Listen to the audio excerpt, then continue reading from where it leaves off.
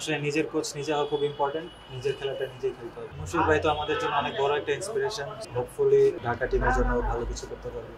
BPL এ Dhaka ক্যাপিটালসে sign করলো, কি মনে হয় শাকিব খানের টিম? শাকিব খানের সঙ্গে কথা হয়েছে? কথা হয়েছে, সাইনিয়ার দিনের কথা হয়েছে, গুড লাক জানিয়েছে।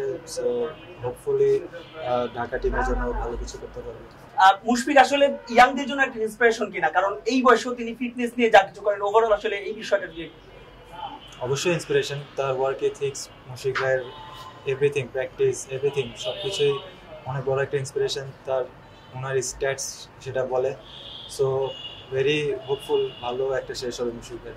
প্রথম বাংলাদেশি ক্রিকেটার হিসেবে মুশফিক ভাই শততম টেস্ট খেলতে যাচ্ছেন, মানে বিগ অ্যাচিভমেন্ট, মানে আপনি এটাকে আসলে কিভাবে জাজ করছেন? মুশফিক ভাই তো আমাদের জন্য অনেক বড় একটা inspiration. So best wishes Mushfiq ভাইয়ের জন্য। আজকেও দেখা হয়েছে জিমে। সো ইনশাল্লাহ মুশফিক ভাইয়ের একটা ভালো একটা শেষ আমরা দোয়া করি। কোন জায়গায় আসলে মানে ইমপ্লিমেন্ট করেছেন, কোন কোচ সহায়তা করেছে? সবাই হেল্প করেছে। আমি মনে হয় যেখানে ছিলাম ক্যাম্পে, বিসিবির ক্যাম্পে যখনই যেখানে ছিলাম, বাবুল স্যারের সাথে আলাদা, ডোমেস্টিক টিমে সোহেল স্যারের সাথে ছিলাম, আলাদা মাস্কোতে প্র্যাকটিস করছি সালাউদ্দিন স্যারের সাথে অনেকদিন। সো আমার মনে হয় যেখানে যেখানে গেছি চেষ্টা করছি মানে নিজেকে ডেভেলপ করার, যেখানেই ফোকাস মানে যেখানেই সুযোগ পাই ডেভেলপ করার চেষ্টা করতেছি। আসলে নিজের কোচ নিজে হওয়া খুব ইম্পর্টেন্ট, নিজের খেলাটা নিজেই খেলতে হবে। আজকের এই অবস্থানে দাঁড়িয়ে 21 সালের সাথে পার্থক্য কি করবেন? ওই সময় কি ঘাটতি ছিল, এখন কতটা পরিপূর্ণ হয়েছে? কি মানে উইকনেস নিয়ে আসলে ওইরকম সব অনেক জায়গায় থাকে, এখন অনেক জায়গায় আছে, বাট নিজের স্ট্রেংথ নিয়ে খেলার চেষ্টা করি। আমার যেটা স্ট্রেংথ ওটাই ব্যাক করার চেষ্টা করি, আর কিছু না। কত আগের কি হয়েছে ওটা নিয়ে ভাবি না, ফিউচার নিয়ে ভাবি না, প্রেজেন্টে থাকার চেষ্টা করি। তাই ফ্র্যাঞ্চাইজি ক্রিকেটে বাংলাদেশিদের নিয়েও আগ্রহ বাড়ছে, এই বিষয়টা আসলে কিভাবে দেখছেন? না, ফ্র্যাঞ্চাইজি ক্রিকেট আসলে অনেক ইম্পর্টেন্ট আমাদের খেলার জন্য। আপনি দেখতে পারেন আফগানিস্তান টিমে সবাই অনেক এস্টাবলিশ ফ্র্যাঞ্চাইজি ক্রিকেটে। সো আমার মনে হয় এখন বেশ কিছু প্লেয়ার আমাদের ফ্র্যাঞ্চাইজি ক্রিকেটে রেগুলার হচ্ছে। সো এটা আমাদের ক্রিকেটের জন্য অনেক ইম্পর্টেন্ট।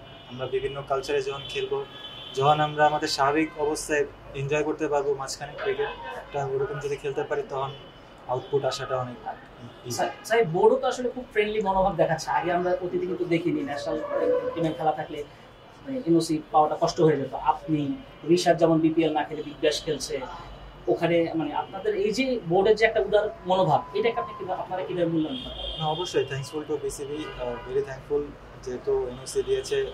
আর আয়ারল্যান্ড সিরিজের আগে নর্মালি ফুল টুর্নামেন্ট খেলতে পারবো না, বাট হাফ এনওসি দিয়েছে। So very thankful.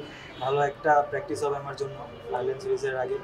তাসকিনটাও দিয়েছে, রিশাদ বিগ ব্যাশ খেলবে। সো এটা আমাদের জন্য আসলে অনেক অবশ্যই হেল্পফুল। সাকিব আল হাসান আছে এখানে, দেখা হবে নিশ্চয়ই।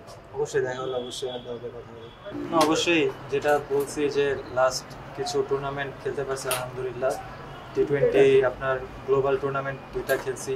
বিপিএলে আপনার লাস্ট কয়েক বছর ধরে সুযোগ পাচ্ছি নিয়মিত। সো এই ফ্র্যাঞ্চাইজি টুর্নামেন্ট খেলে নিজেকে ডেভেলপ করতে পারছি আলহামদুলিল্লাহ।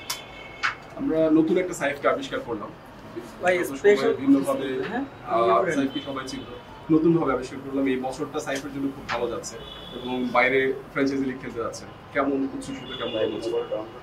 না, ওরকম স্পেসিফিক্যালি কিছু না। লাস্ট 2 বছর 3 বছর যে খেলাটা এক্সপিরিয়েন্স গেইন করেছি, তো সেটাই জাস্ট একটা আউটপুট।